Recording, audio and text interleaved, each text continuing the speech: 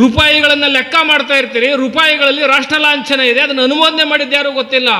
ಅಂಬೇಡ್ಕರ್ ಅವರನ್ನ ಅಲಕ್ಷ್ಯ ಮಾಡಿದ ಭಾರತ ದಟ್ಟ ದಾರಿದ್ರ್ಯದ ಭಾರತ ಅಂತ ಹೇಳಲಿಕ್ಕೆ ನನಗೆ ಬಹಳ ನೋವಾಗ್ತಾ ಇದೆ. ಇವತ್ತು ಅಂಬೇಡ್ಕರ್ ಅವರ ಭಾರತ ಇಲ್ಲ ನಮ್ಮ ಕಣ್ಣು ಮುಂದೆ. ಅಂಬೇಡ್ಕರ್ ಅವರ ಕನಸಿನ ಭಾರತ ಇಲ್ಲ. ಇವತ್ತು ಮೃಗಗಳ ಭಾರತ, ಮೃಗೀಯ ಭಾರತ. ಮನುಷ್ಯನನ್ನ ಆಡಗಲಲ್ಲೇ ಕೊಲ್ತಾನೆ ಅಂದ್ರೆ ಇದು ಅಂಬೇಡ್ಕರ್ ಭಾರತನ?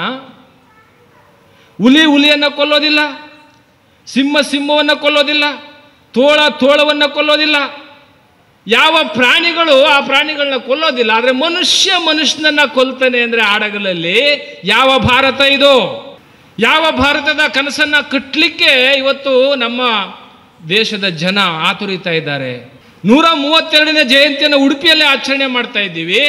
ಈ 132ನೇ ಜಯಂತಿನ ಯಾಕೆ ಆಚರಣೆ ಮಾಡ್ತಾ ಇದ್ದೀವಿ ಅಂತಕ್ಕಂಥ ಒಂದು ಸಣ್ಣ ಆಲೋಚನೆ ಆ ಠಾಣಾಧಿಕಾರಿಗೆ ಬರಬೇಕಾಗಿತ್ತು. ಯಾಕೆ ಬರಬೇಕಾಗಿತ್ತು ಅಂದರೆ ಈ ಭವ್ಯ ಭಾರತ ದೇಶದ ಚರಿತ್ರೆಯನ್ನ ಬರೆದುಕೊಟ್ಟ